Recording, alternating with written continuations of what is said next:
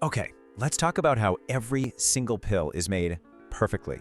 It comes down to two key things. Right. It's all about safety and trust. And that boils down to two critical ideas.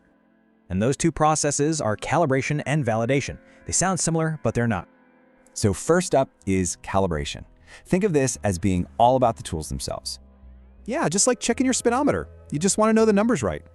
In pharma, this applies to everything, from tiny lab scales to massive storage freezers. Okay, so that's the tool. Now let's talk validation. This is about the entire process. The whole point here is proving the process works perfectly, every single time, no bad batches. And this covers everything: manufacturing, cleaning, even the software that runs the show. So calibration is the tool, validation is the process. But there's a missing piece here. And that missing piece? It's called qualification. It's the bridge between the two. Qualification basically confirms the equipment is installed right and ready to go for validation.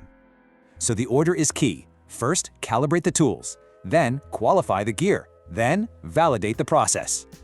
In the real world, this is all governed by super detailed procedures, or SOPs.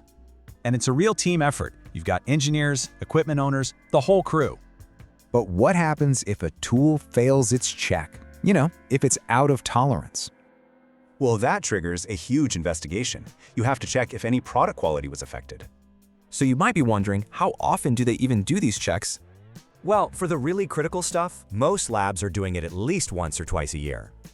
At the end of the day, all this work, all these checks, it's all about one thing: patient safety.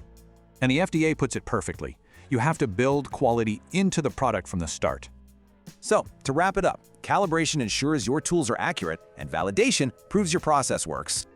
It really makes you think, what other invisible systems are out there keeping us safe every day?